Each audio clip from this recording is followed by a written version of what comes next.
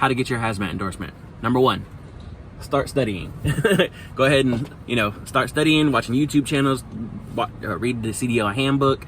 Number two, set an appointment at your local DMV for whatever state you're at. I do recommend that you go ahead and set it sooner rather than later, because if you're taking a month or two to sit here and study for the hazmat training course, it's not fresh in your mind once you go take it, because you're going to study, you're going to finish, and then you're just going to lollygag for the next couple weeks until your appointment. The sooner the better, okay? Number three, you're going to go to the local DMV once you're ready and for the test and everything, and you're going to bring your current license, 2 proofs of residency, your medical card. I also recommend you bring your birth certificate, because at least in Florida, they were really adamant about having a birth certificate. We worked it out, but it was a pain in the butt, not gonna lie to you guys.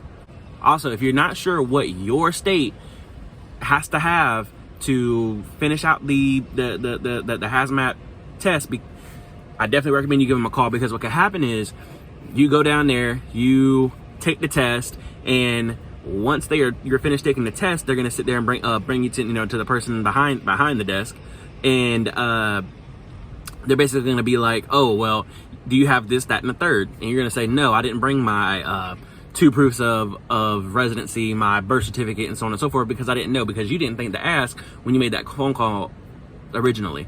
So go ahead and give them a call. Number 4, you will be filling out a TSA hazmat application, okay? That's why you need all those documents, because they have to submit that to TSA for the security clearance, I guess, whatever. But it is what it is. Get that done, okay? After that, if you took the tanker endorsement like I had recommended you guys do, you will be issued. Now this is different. This part varies from state to state, because in Florida what happens is you get issued the new license with the tanker endorsement on it, and you send the application to TSA, and then you get your new license with the hazmat and tanker endorsement on the new license through the mail. They don't give it to you up front, and they don't give you a temporary hazmat license either. I don't know if other states do this. To really be honest with you, I would call and ask. It's the best thing I can tell y'all. Now that's over. The reason why I say you should get your hazmat and tanker endorsement, guys, is because honestly, the earlier the better too in your career, because a lot of us I say a good portion of truckers, and within their first year or 2, maybe even 3, they decide to go home because you have family, kids, whatever, right?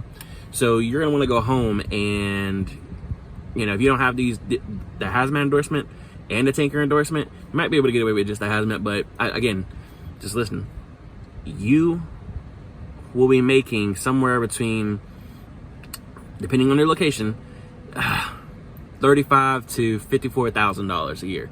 That sounds decent to some people, but really, to be honest with you, if you have your hazmat and tanker endorsement and you go home, you can make anywhere from upwards of $55,000 to $110,000, depending on certain locations, all because you have the hazmat and tanker endorsement where you can haul fuel.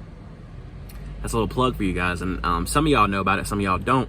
So if you know about it and you're like, oh, well, I already know that, Dave, okay, move on. I'm talking to the rookies in that aspect. But for all the OTR guys that didn't get your hazmat and tanker endorsements earlier on in your career, and now you want to go home because you've been in trucking for 5, 6 years, 8 years at this point. Sorry, there's somebody driving by. You're gonna want your hazmat and tanker endorsement, because you're not going to take the pay cut to go home.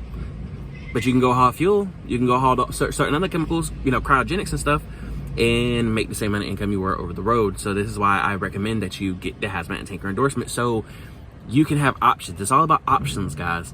It really is. This is why I've been, talking about the recession a little bit coming up, and why I'm trying to get my life insurance stuff, because when you have options to pivot when bad times come, like how do y'all have not understand this? I really don't get it.